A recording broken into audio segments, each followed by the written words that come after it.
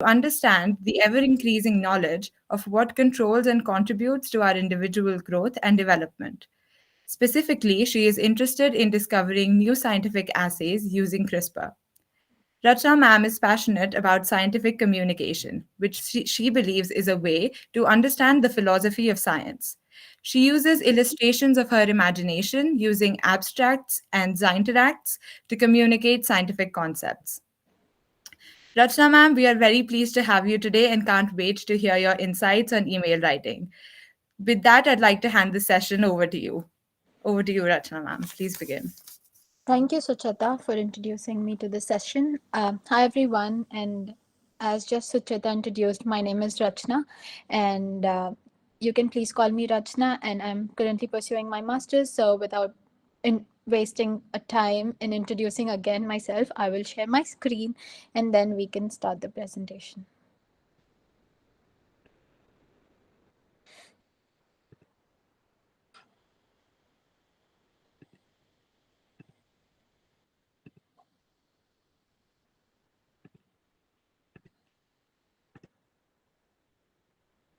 I hope my screen is visible. Can Yes, someone? ma'am, it is.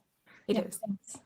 So, yeah, today we are going to talk about how to write emails. I know writing emails is a big task and it's headache, and sometimes you might get frustrated of why emailing people when we have different other means of sending your messages, correct?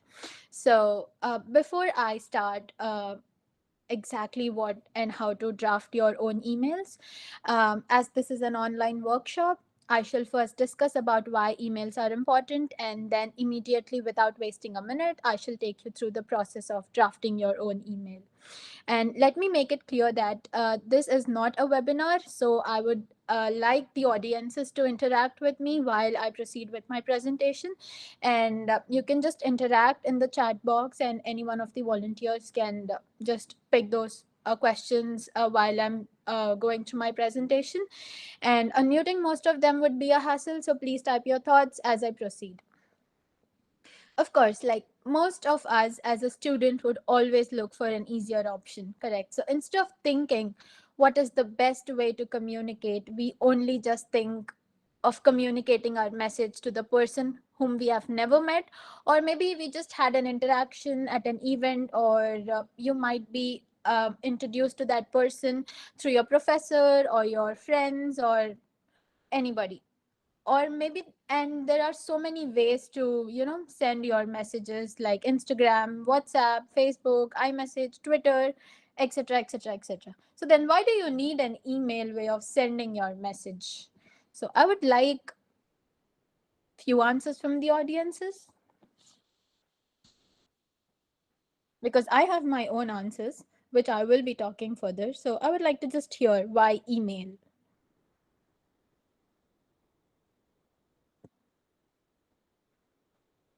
Okay, I don't hear anything back from the audience. Perhaps it is an easy and formal way of connecting with an unknown person. Okay, yeah, I can take that. It's free and it's accessible by everybody, and it can be documented because it's never automatically deleted. So it's good for documentation and receive. Okay, well, even other messaging platforms can be documented.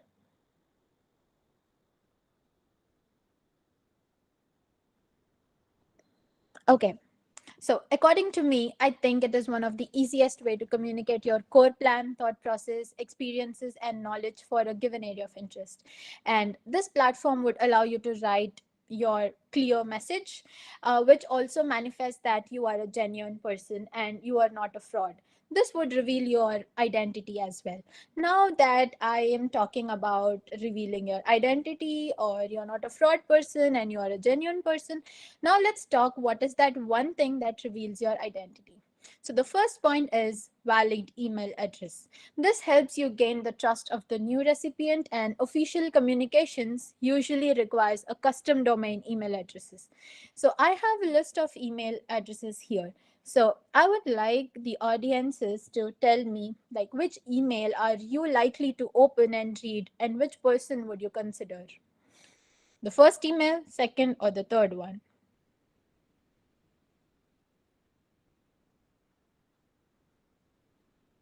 Anyone can just unmute themselves and answer it.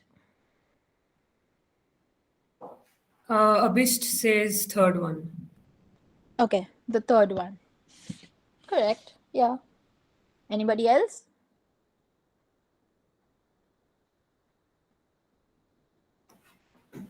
Do you think second could also be a decent option? Yeah, why not? Because everybody will not have your custom domain email or your institution email address, right? So until and unless they get their own university email address or institution email address, they should have their own valid email address.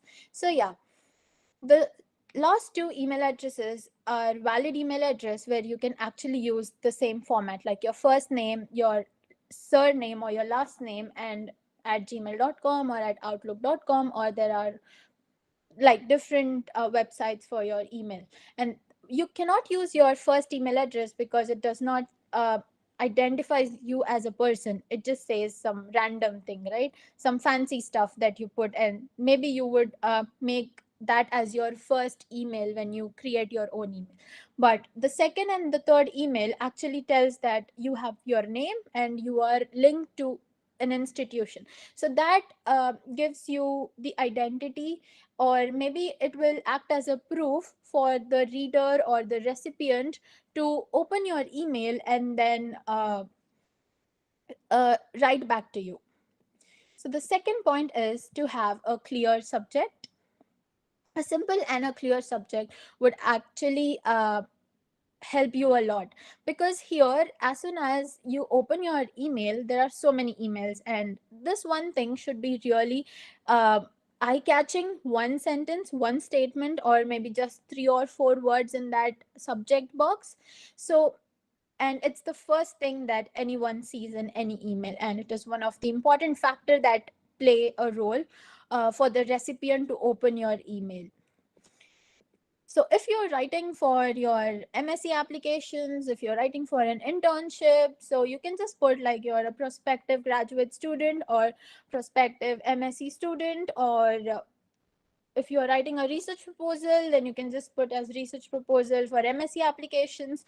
Or if you're applying for internships, you can put internship and then the name of the internship. And sometimes you can also add what time, or maybe if you have met at an event, you can just put the event name in the subject line. So it's just one uh, statement, very strong, where it gives the whole information of your email. So sometimes you can decide putting the subject at the end of your email, or you might start with your subject itself. So it's on you who to like how you decide to give your subject. So the third point is start your email with a positive note. And having a positive greeting and a salutation uh, would be considered uh, really a positive beginning for your email to read, because a relevant greeting for the recipient is based on the region they belong to. Suppose if you're writing emails for the professors or for your teachers who are based in other part of the world, so it would be nice to introduce yourself in a proper way, right? And if you have a positive greeting, it would be nice to start your email if you're writing it for the first time. So later, when your email turns into, to and fro replies, you can simply drop a greeting. But if it's your first email, then a greeting would actually give a positive tone to the recipient. So here I have just randomly put different salutations like dear sir, dear ma'am, hi ma'am, good morning, good afternoon, dear first name, or dear doctor last name, or hi sir slash ma'am. Sometimes people use all these salutations, right? But I would just give you suggestions on which salutation would suit best for what emails you prefer.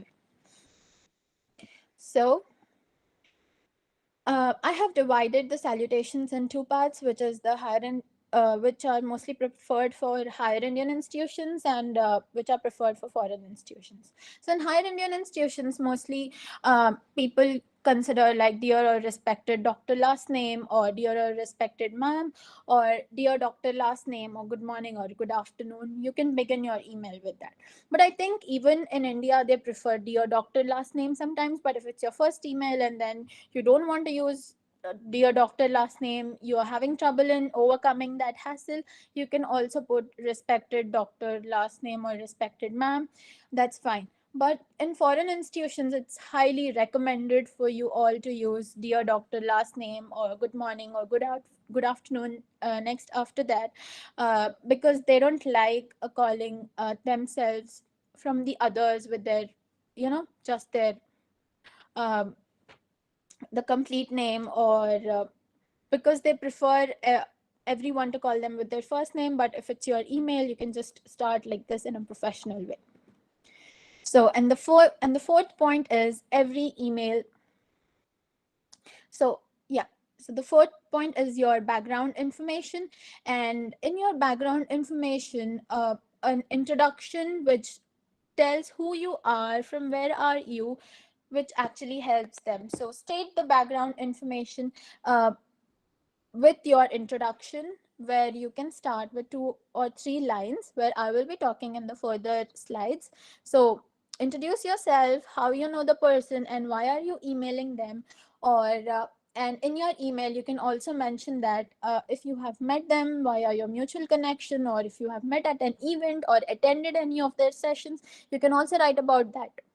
And coming to your fifth point is the purpose of the email in a crux. So here, the email in a crux is to give a little more detail about your background. That means you have to avoid your jargon, use short sentences, and try to list the main and important sentences in your first email, because that's what it requires. And try to avoid unwanted technical industry specific terms, because that might cause you trouble. They don't care what words you used, but if you use any difficult terms which is not making any sense in your email, it might be a problem. In fact, it should be a short convincing story about who you are, why are you emailing, and everything. So in this purpose of your email, a little detail would includes the core content of your email, and make sure it is like very short and clear, and it's your message is reaching out to that person in a clear way. And also, based try to do your research before writing this purpose in a crux, because if you are writing a research based email, then based on the research, or if someone has recommended this contact, make sure you mention that in the email. This will help them understand that the context of the email is very clear, and they can think about it. And if you have a lot to say, it would be better to communicate the main and important items in the first email and then save the rest for the later. And the sixth point is every email is a task list, okay? And they have it in their calendar or everywhere, but the expectations really matter. So even the reader might expect something from the person who is emailing them, and also the person who is emailing them have expectations from the recipient, right? So call to action sometimes really works better here. And in some cases, if the recipient might have to connect you with the third person, and then you will receive a proper feedback from that based on your email for any of your offer that you are applying. And so call to action would actually help you a lot. So this is nothing but like, please let me know if we can have a meeting through any of the platform, or if the person is in the same location, then you can as well go and meet that person, and go and meet them in person. So this would help you to make the bond as well, and then take your work further. So put like write this call to action right after your core email, which will actually help you a lot in taking your email further. The seventh point is, of course, the closing remarks. This gives the finishing touch and make sure it's not very pushy, and it should have just simple sentences. And you can just put like waiting for your positive response to take it further or looking forward to work with you on this. So these are the closing remarks. And eighth point, of course, the professional designation, like how you ended.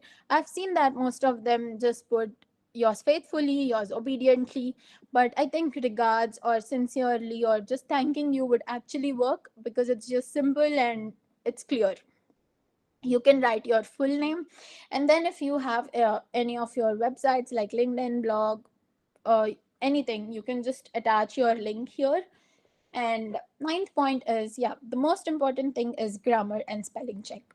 So sometimes what happens is when you copy paste the information from different sources, and you will forget to format your email, and there will be grammatical errors at that time which you might come across, and you will tend to avoid it. So please do not avoid it. And there are different sources to check your grammar or spelling mistakes immediately, because there are websites like Grammarly, Ginger, and Scribbles.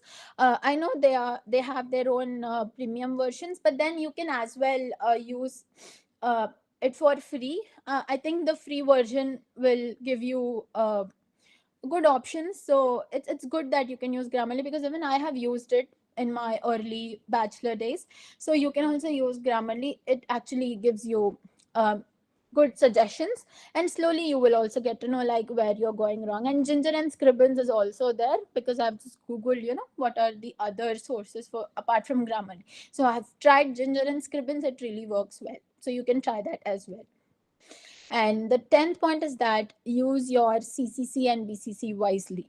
So if there is a mutual connection who have connected you, and you might want to add them in your email, so you can add it as CC and not BCC, because BCC emails will go separately. So I know you will not add BCC, but still I thought of mentioning this. Yeah, format it consistently, like your font size, bold it wherever it is important, underline it, because there are options in your compose box that you can actually format it. And then reminder and follow-ups. Yeah, so like wait for 1 week at least after you email them. And I know you will take care of your follow-ups, and try not to always keep your email notifications on, even though if your WhatsApp and your Instagram notifications are off, but try to keep your email notifications on. It will actually help you, because you might never know, you will miss the email. And when you copy paste and send the emails, it might actually go to the junk folder of the recipient's email. So make sure that you do not do that mistake, and try to write your email in a proper way, like edit it and do not copy paste the content and then send your original email. So here I have a tip for you all, that email undo settings. That go to your settings, like I think everybody can do this live with me. Go to your settings in your Gmail, which is at the top right corner, and then click on see all settings, and there you will find like maybe it's like seventh or eighth point in your all settings option, where you can increase the seconds timer here, because it is a default which sets at 10 seconds, but you can set it at 30 seconds. This will help, because as soon as you send your email, I think you might have noticed that it gives you undo right as soon as you send it. So there you can increase the 30 seconds, and if you see there is a mistake or something, you can immediately click on undo, so your email will not go to the recipient's inbox. So it will immediately get deleted, and then you can resend it after editing it. So you have only 30 seconds. I wish Gmail will increase the time limit for this, which will actually help. Rachna, Yeah. Rachna, sorry to interrupt. I have an announcement for all. Actually, I think one blunder happened on my side. Since I was sharing the Google Meet link, calendar invite with everyone, so I think so I didn't pay the attention and different link is being shared. Oh. Actually, what happened, the same Gmail ID from which the email is being sent, I suppose the same email ID, the same link is being shared, Google link is being shared. When I joined that meeting, I saw the people are already there in that meet, and even in this meet also. So I requested people who are present in that meet to be there, to stay there, so that I can ask you guys what to do now. To go to that Google Meet, or either to ask them to join this one. Amandeep, is it possible for all those attendees to join this meeting because Rachna is already in the middle of her presentation? Yeah, like I'll send that link in that chat box only so that they can Yeah. switch to this meeting. So by the time what I can do, I'll there in that meet also. Those who keep on joining, I'll shift them here. Sure. Rachna, do you Yeah, wish to continue, or we can take a 2 minutes break and you can summarize everything for others? Your call. oh, because like most of them have missed the process, because now after this I will be starting, the example thing, how they can Yeah, draft it. sorry to interrupt you, ma'am, but I would just like to remind everyone that this session is being recorded. So even if they've missed a part, they will be able to view it later. But it's still your decision, ma'am, if you want to start from the beginning or wait for 2 minutes and then summarize the whole thing again. Yeah, I will summarize the whole thing. It's fine. Okay, by the time I'll go back to that meet and send the link of this meet so that I keep on sending the people in this particular meet. I'll join from different email ID there. Okay, so I'll leave this particular meet. I'll let them join this one. Thank you.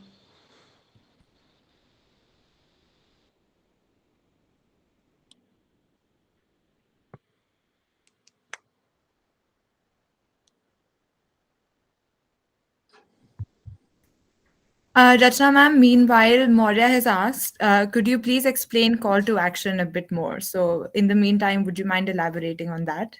Oh yeah, sure, why not?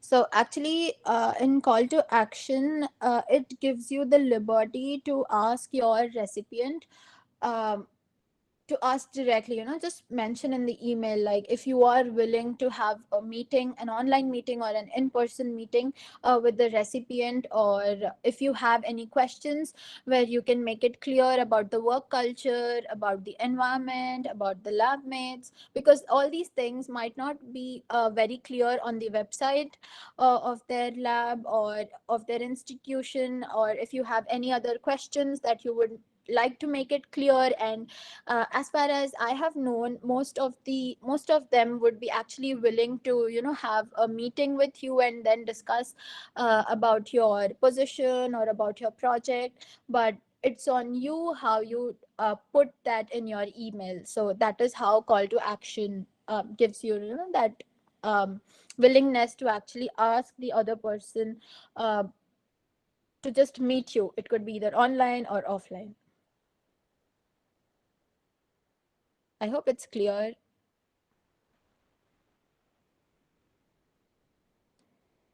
Yes, Maurya has thanked you in the chat box. Okay.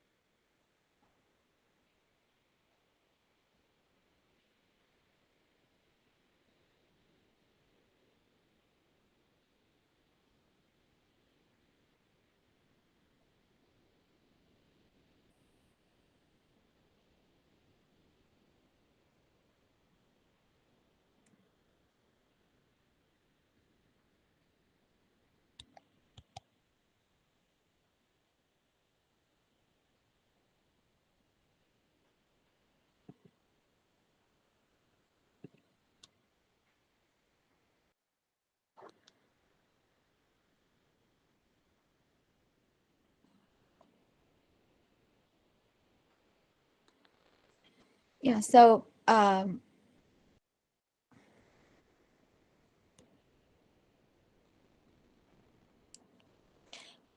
so writing emails and communicating emails is the easiest way. You can send your clear message and it tells that you're a genuine person and not a fraud. And so the first point is having your valid email address.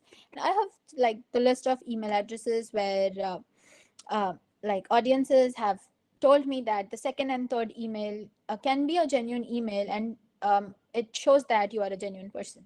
So, and after you have a valid email address, the second most important point is to have a simple and clear subject. So this will actually be an eye-catch thing as soon as a receiver opens their email. So it should summarize your whole email in that one subject line. So that's a challenging task, but I think as soon as you finish your email, you know what you have written, so you can put your subject there. The third point is having a salutation and a positive greeting would actually have a positive impact on your email as soon as the reader starts reading it. So there are so many ways of writing salutations, but then there is 2 or 3 right ways of starting your email in a professional way. If it is for Indian institutions, you can use dear or respected Dr. Sir, or respected ma'am, or dear doctor last name. And for foreign institutions, it is highly recommended that just use dear doctor last name, and that would be absolutely fine. So, and the fourth point is your background information, which talks about introduce yourself very clearly, who you are and from where you are, and then how do you and how I mean, like, why are you emailing them, and how do you know them, and if you have met them through a mutual connection or an event, just mention it. And the fifth point is to actually describe a little more detail about your introduction, your background information, and try to avoid jargon, use shorter sentences. And here, the content should be your focus on your research or your work experience, what you have done. And the main part is like, why are you actually emailing them? So write it very clearly. What is your main content of this email? And then do not use high technical terms, because that will not help you. And then it should actually be like a story that they are reading. A short convincing story would actually suffice your crux of the email. So call to action is one such thing where you can ask your recipient to have a meeting with you where you can actually clear your doubts. So it's like, please let me know a suitable time and a meeting platform to schedule a call regarding this. And then the closing remarks would actually be a finishing touch for your email. So it's like waiting for the positive response to take it further. They might know how curious you are as you finish your email. So looking forward to work with you on this. Try to end it with a positive note and not with a question. And eighth point is professional designation. Try to use regards, thanking you, or sincerely. I think this will be fine instead of using faithfully or obediently, because this is not a letter, this is a email. And write your full name and like your complete name, not just your first name. And then try to attach, if you have your LinkedIn profile or if you have your own blog where you have your content that you have been working on any specific area of interest. So that will give them an idea of who you are. And grammar and spelling check is really important. So here I've attached 3 different links where you can use this for free. There are premium versions as well, but then I think the free version would actually work fine. So Grammarly, Ginger, and Scribbles are good ones, which you can actually go back and check. And use your CCC and BCC wisely. Try to add the mutual friend or the mutual connection in the email if you want to. Otherwise, it's all your call. And then format it consistently. Try to bold wherever necessary. Use the same format. Use the same font. Use the same font size. Do not copy paste your emails. Otherwise, you might fall into trouble and the email might go into the spam folder of the sender's inbox. And then reminder and follow-ups, try to wait for at least 1 week once you send your email. And I think that patience is worth it to wait at least for a week. And then the follow-ups, of course, try to keep your notifications on to follow up your email. And I want all of you to do this with me. Like, open your email settings, which is at the top right corner, and then click on see all settings. And then once you click on that, you will have the list of setting options there. So you can go to undo send option and increase the time limit of send cancellation period. This is what it happens when, as soon as you send an email to the recipient, you have like 30 seconds to delete your email. So if you know that you have done something wrong while typing, or you forgot to add something or edit, you can immediately click the undo as soon as you send it. And I hope that Gmail will, increase the time limit of this undo settings, which I really like. And so here is another thing of Outlook emails. Like, I know most of them might be also using Outlook to send emails and all. Here there is a good option called priority emails. So there are three options. One is priority, which is like normal, high priority, and low priority. So you can adjust this in the subject line. So based on that, the recipient will get the notification, and they will respond it to you as soon as possible. So now it's like we will be taking an example. So let us just grab the email here. So here I would like one of them to actually read the email from the audience, so that we can see what all mistakes are there in this, and how we can actually, rewrite the whole email. Anyone from the audience would like to read Yeah, out this? yeah, I'll read. Yeah. Okay. Um, Dear Sir, Madam, I hope this email finds you in the pink of health. I'm interested in your subject area in physics and want to internship with your lab. Due to my years of undergraduate experience, I am the perfect candidate for this position and would be fit for this role. Your work on XYZ focuses on the flux of ions through a channel is most commonly regulated by changes that result in steric occlusion of its pore. However, ion permeation can also be prevented by formation of a desolvation barrier created by hydrophobic residues that line the pore. As a result of my relatively minor structural changes, confined physical constriction of the permeation pathway. This concept is referred to as hydrophobic gating, and many examples of this process have been demonstrated. I find this very interesting. Please take me in your lab, yours faithfully, XYZ. Okay. So what have you noticed while reading this email? Was it difficult to A read, or? lot of, yeah, a lot of grammatical errors, and it feels like a copy pasted theory paragraph which has no relevance to the candidate being fit for the role or not. Yeah, that's true. And what about others? What are the other things that you are noticing in this email?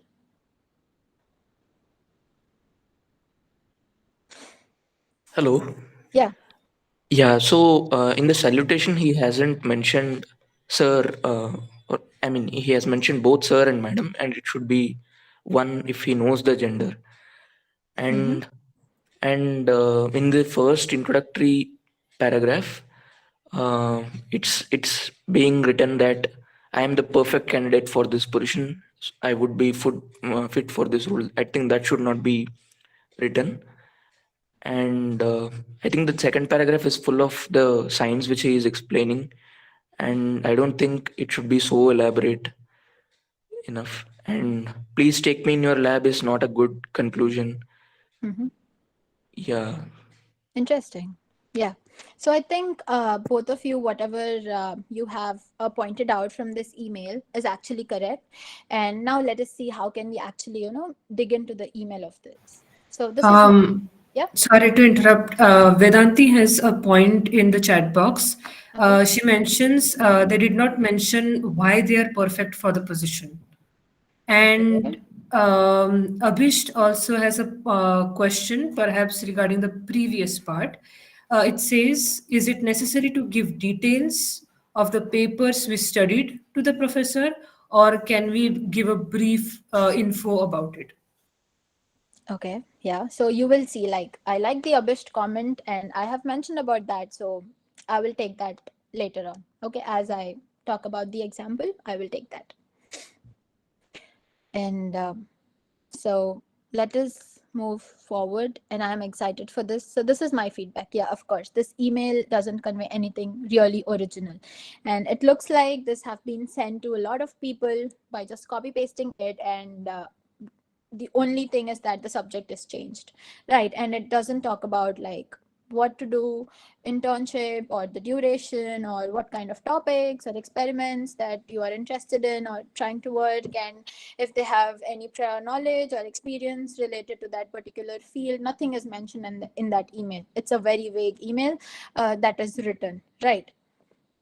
So let us see here. Like, of course, one of them has already mentioned that this is a mistake. So try to use the correct salutation, like dear first name or dear doctor last name, and capitalize it wherever necessary. So I've taken an example like dear Dr. Roy or dear Dr. Janice Roy, their full name, or just dear Janice. It depends on you what to choose as your salutation. And here, like, as one of them already read this, I'm not going to read, but this thing, it says that it's very colloquial opening line, and it has a question in it, and then never start with I hope you're doing great, because you're not hoping anything from them, right? Because, and this is not a letter, this is an email. So there is a difference between writing a letter and an email. And a greeting would be a nice opening to your email, which I did not find it in that particular email. So just, you can just put like warm greetings, and then give your background information rather than just one vague line. And then, how did you know about this opportunity, and why are you interested to apply for this internship? So this is like the rewritten part of that. So I am currently in my second year of bachelor's degree in physical and biological sciences at University of Delhi, India. I've been working at my institution as a peer mentor for first year students in physics department. At this stage, I want to do an internship, and this opportunity was introduced by my professor at one of our interactions. So here in this introduction, I think the students' education background, work background, and interest shows it very clearly, and how did they get to know about the opportunity is also covered. So this is like the short introduction with how you can begin your email. And then this is whole the science content, which is not at all required. It looks like they have copy pasted from one of their research papers. And why do you think to just write about their own work when you're sending an email to them? It does not make any sense, right? So start your next paragraph after like the short introduction by giving a little more detail of your background that aligns with the research of the professor that you are emailing. So now this would help the professor understand how interested you are, and if you are a potential candidate for their institution, university, or lab, or job, or whatever position you're applying for. So here, like, this is the second paragraph. So from the past 2 years, I've been reading about your research and attending lectures that are available on iBiology. So this email is very specific to the internship, and I've taken that as an example. And now slowly my interest gravitated from biology to physics. I have been trying to study a few experiments on hydrophobic gating, and I found that your lab is focusing on the similar interests. My literature study and workshops on the topic gives me an edge to apply for this internship during my summer break at your lab.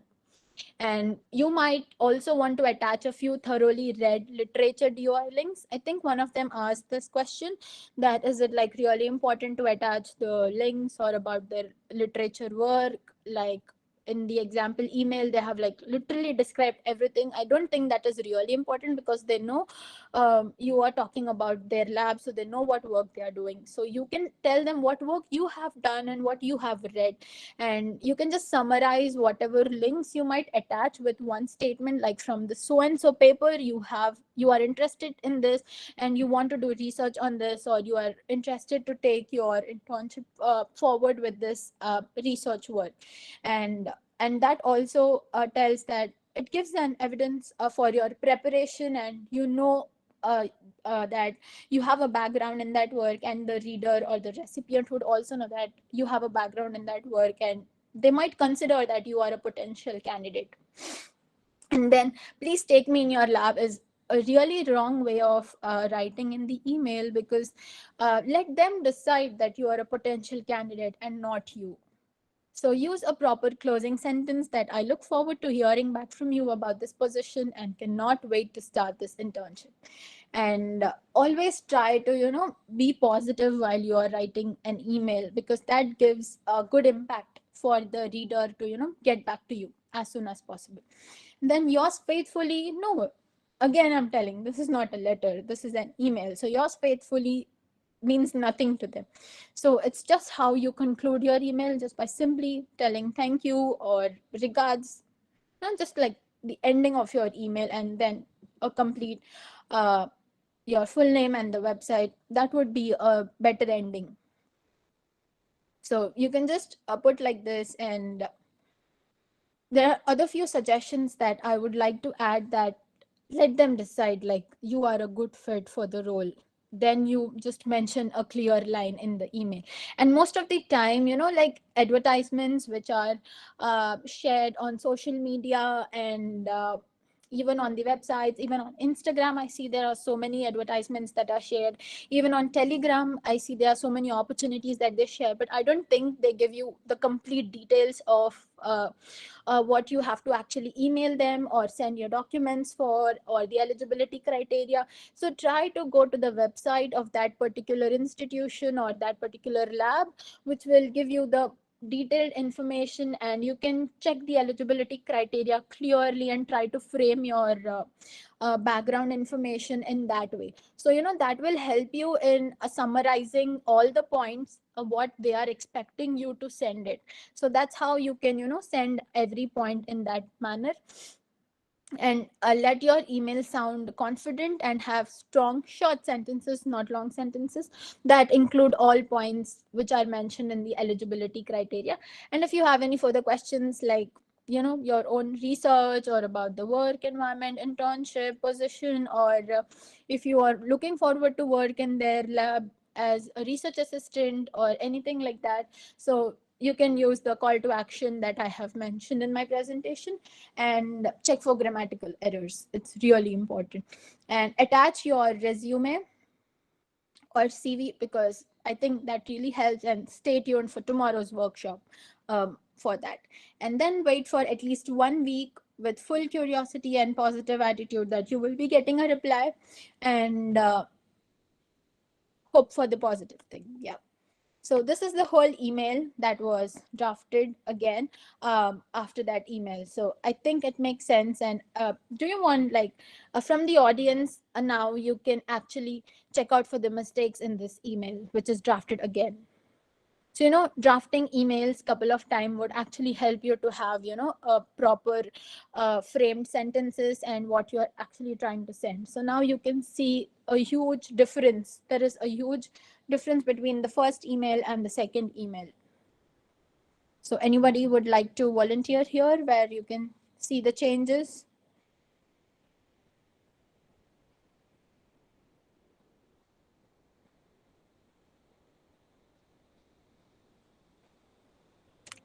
Anyone from the audience? Okay, I'll read again. It's not about reading the whole email again. It's just that to look at the different changes that we have made in this email, so you can All just right. have that uh, thing in your mind. So, like you said, this mentions the position of the sender, the institute in which thing Adams is associated with, and what degree or he or she is pursuing, and what work does he have, in a short summary in one line. And the short statement about summarizing the whole email. At this stage, I want to do an internship. That sentence really, it's like a TLDR of the whole email. Then in the next paragraph, it mentions the niche of the sender, that what he or she has been doing and why. Um, they're elaborating on their interest Yep. and about their change in subjects, and why they're the more experienced candidate to be selected, and a correct closing statement about looking forward to hear back, and that's it. Yeah, thank you. Is there anything that we can add or remove from this drafted email that you think of?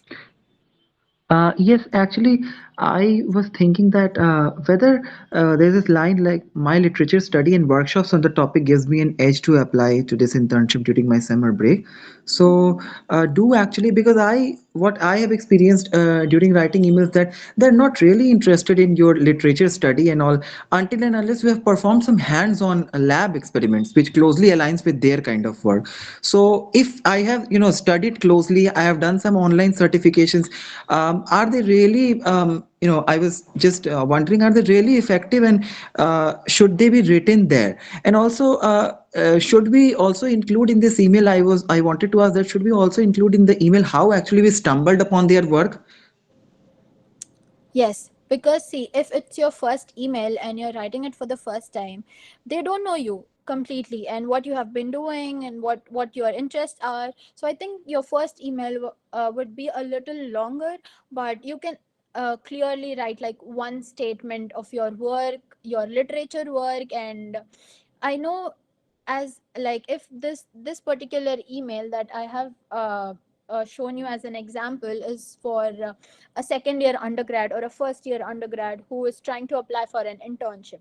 But when I was a bachelor student, even I did mention, because I did not have hands on experience and it was all COVID times, we had to do online things, of course. Yeah, so I had to clearly mention what all online things I did with particularly to my area of interest. And I did mention that my literature study, the workshops that I attended online, not offline, and my interest, my curiosity in that email, and it really worked.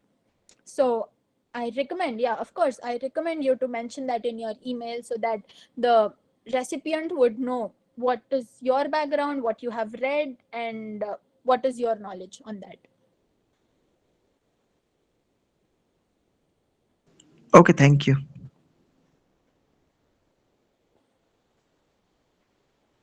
So like this is the summary of this like whole thing, and I would conclude this with keep emailing until you don't have to. I know you should be emailing every day.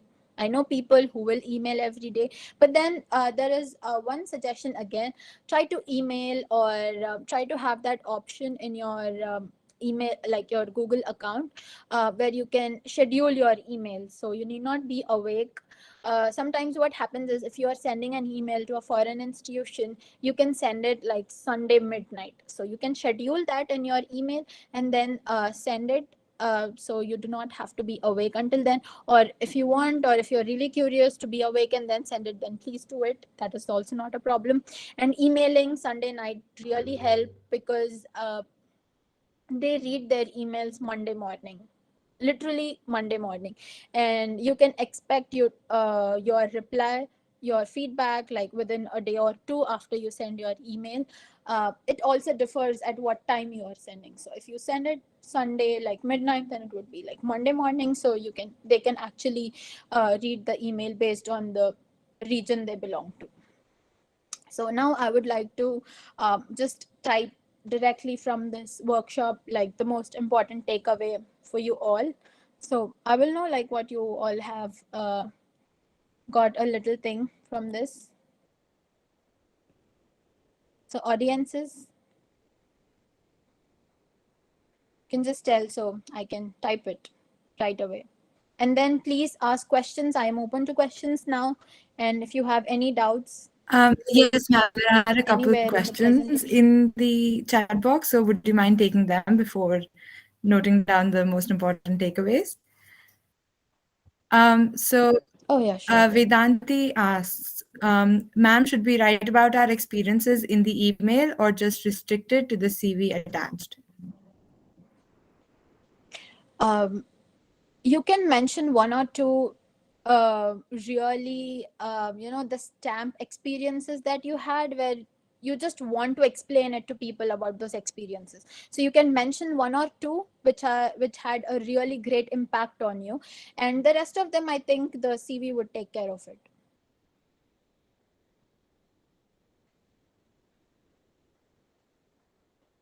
All right, thank you. And could you also address Abhish's question, please, if you can see the chat box? Yeah, is it necessary to give the details of the papers we studied to the professor? Is that the question, or can we give the brief info about it? So yeah, need not always write the details. You can just summarize it in one statement about the whole paper. I think that would be fine. um, Suppose if you are reading a paper which is related to CRISPR, and they are doing some research, they are trying to gene edit using this CRISPR technology, you can just mention that this technology is helping to gene edit in this, and you are interested to modify a few things. So yeah, that should be fine.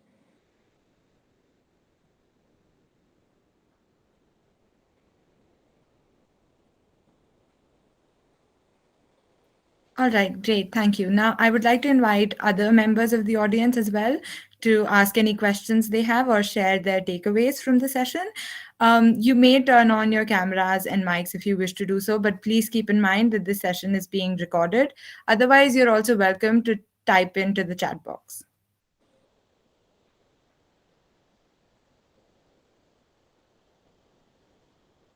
About regularly emailing until you don't have to. I once faced a scenario where I applied to two, three places and I got selected to more than one place. So I had to say no. So do you have any specific suggestion about? I have a choice in going for an opportunity right now. So if I choose not to go to one where I was selected and they accepted me, so how do I send them an email saying that I won't be taking this opportunity or something? Oh yeah, you can actually positively send them an email that you were interested in that position as well, but you got another opportunity which you are more interested in. So you can clearly mention that you are more interested than this, than that. So which will tell them that okay, and they will also take it positively because I have done that. So it was the same situation, I think 8 months back, where I had to reject other options. So I've been doing that. It really worked if you send them that way. Okay, all right. Thank you. Thanks.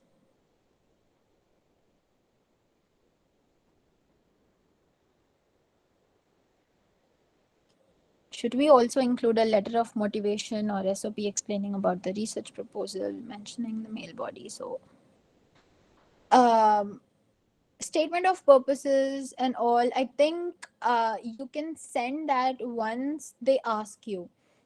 Sometimes just the resume would actually help because it gives most of the information, but in statement of purpose or your research proposal and all, once you start talking to your professor, you will get to know what are their expectations, what is their lab doing.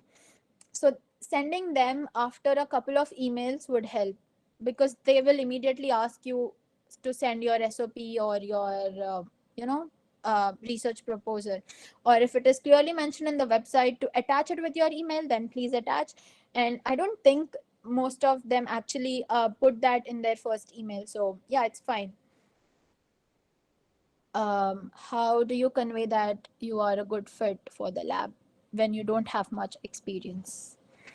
Like as you're told, when one does not have a lot of experience but still they are interested in, I think there are so many online platforms where you can gain experience and then mention it. Sometimes your curiosity in the email will actually show up the way you write your work that you have been learning that you want to pursue. So that will help. And you can say, like, you cannot directly put that you are a good fit for this role, but you can tell, based on my experiences, uh, I look forward to working for this role. Can we write a few relevant questions on the subject to show our interest? Of course, you can attach a few questions, or you can use the call to action option to ask them questions while you are having a meeting with them.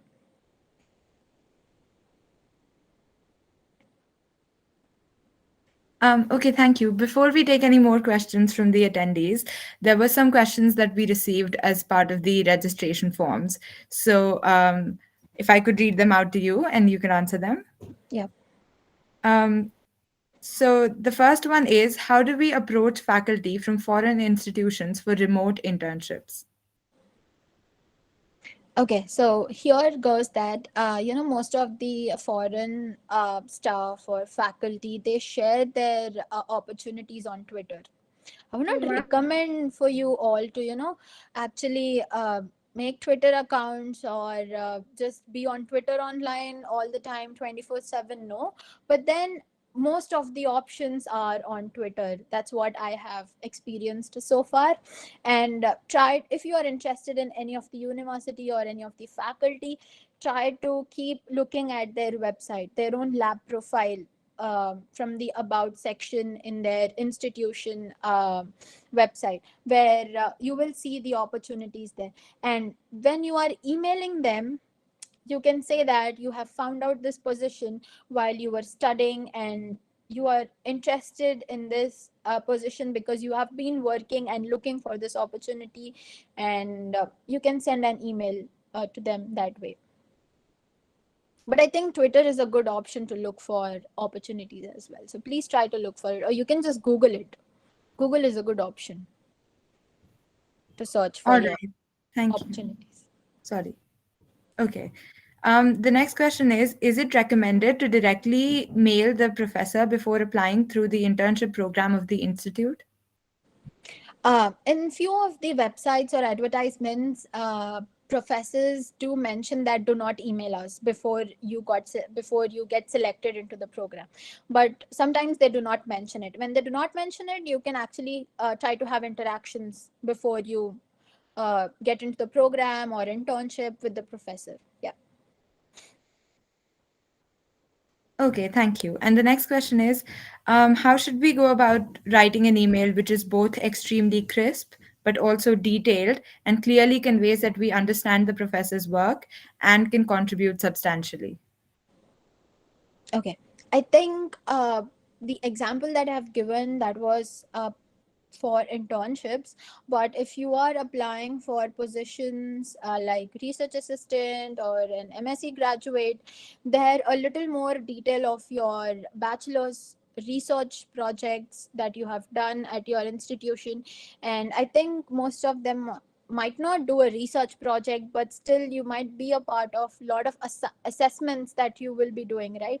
So in that, through that assessments, what you have learned, and what all workshops you have attended, what all webinars you have attended. Not all the webinars that you have to mention, but I think there might be at least one or two which really had a greater impact on you, and through that you can share your interests.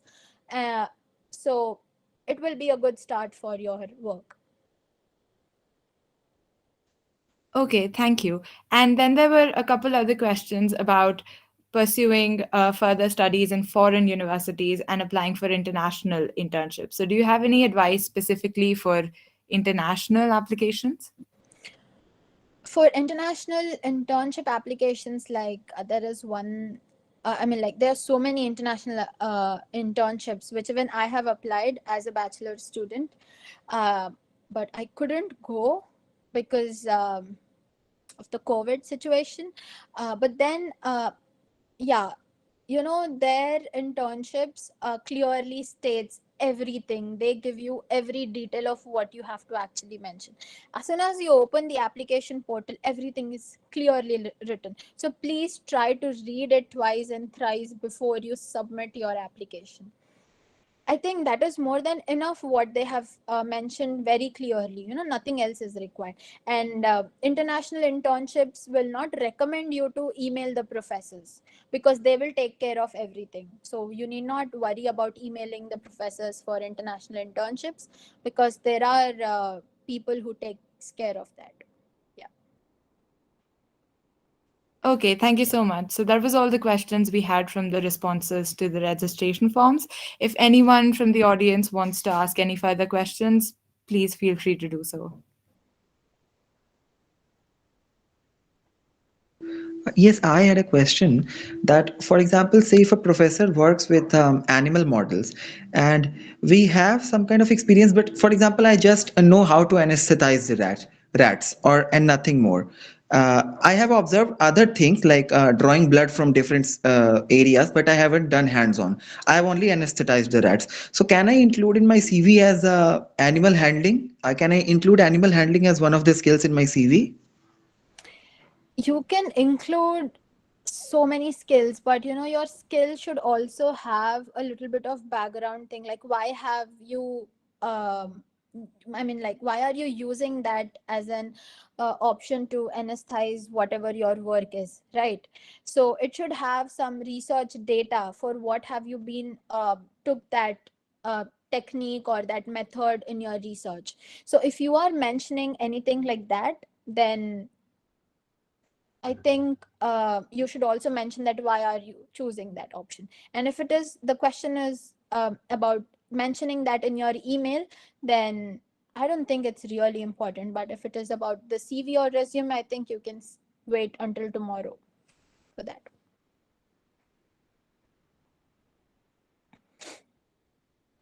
I hope I All answered right, your thank you. question. Yeah, thank you.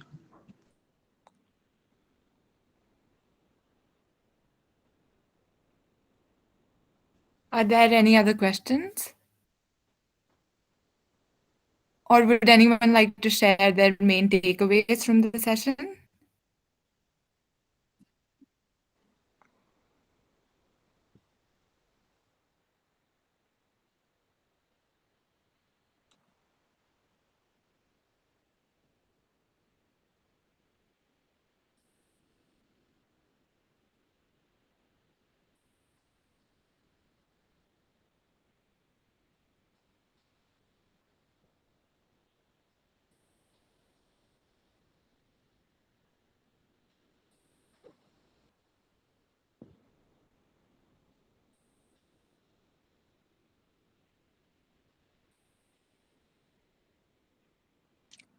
Is anyone talking?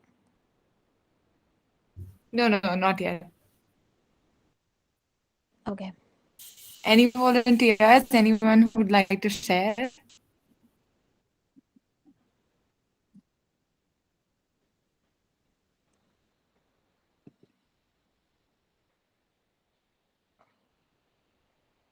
I think it's a small group. So if anybody would like to unmute themselves and um,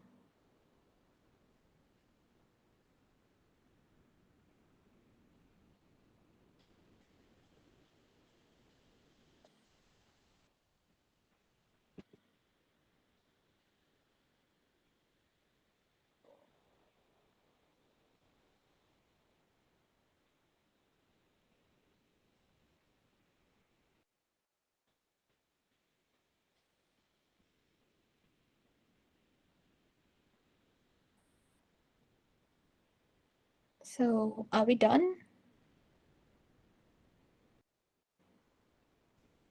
She has asked, can I get a recording of the session?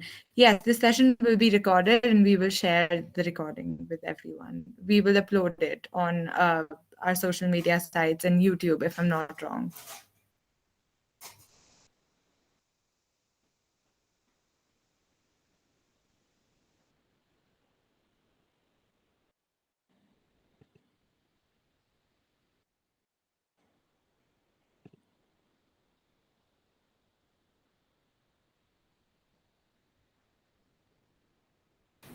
Abhisht has raised a hand.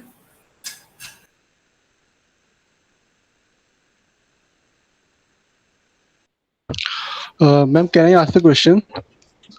Yeah, please. Uh, Ma'am, my question is actually I sent an email to a professor in physics few months ago, and she told me to said she currently doesn't have any position left for new research student, and asked me to message email back to when it is in January, because then she'll be free. So how can I approach her for a research internship, because it's been a lot of it's been a time into, do I need to write a new email again, or can I just reply back to the earlier emails? There are two ways here, that you can actually reply back to your older email, or you can again write a new email. But then I think the older email would actually work better, because that professor can check the uh, last conversations whatever you had in the email, and she might remember that you have already emailed them. So here your subject really matters a lot. So try to put the subject where applying for an internship position, and you have already discussed or something in the paragraph, in the brackets, so that will actually help them to get back to you soon, because you have already emailed them and it's already January. So yeah, all the best for that. Well, thank you, ma'am.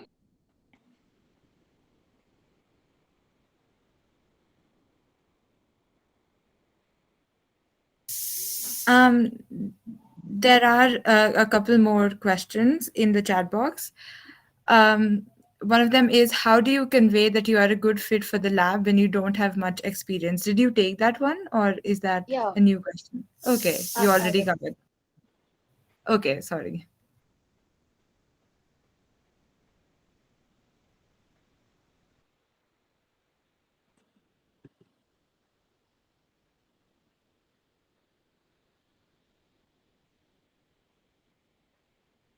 So I think my main takeaway from the session would be that professors are really busy and it's important to catch their attention. So we need to do our best to seem passionate and to seem like we know what we're talking about. Okay, thank you. Anyone else? I really liked the session where we went through a sort of bad email and then you corrected what you should write for every section. So it is always good to mention what you are interested to make yourself sound relevant to that lab, but also not be very technical.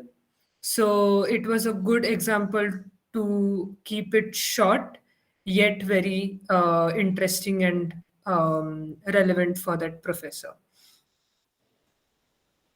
Thank you.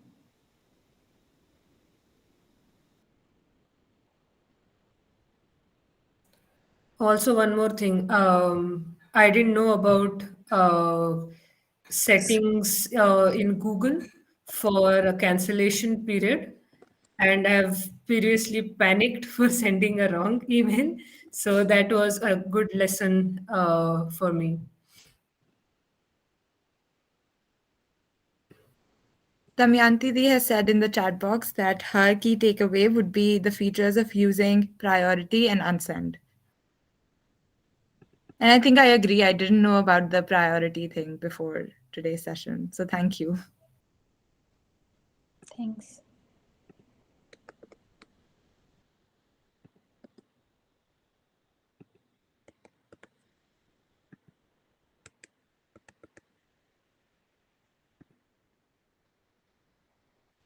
All right, so if there are no other volunteers, I think we should conclude today's session. Thank you so much for your presentation, Rachna ma'am. I'm sure everyone here found it really helpful. And thank you all so much for attending. Thank you so much for giving me this opportunity. And thank you for listening to me for almost like more than 45 minutes. Have a good day.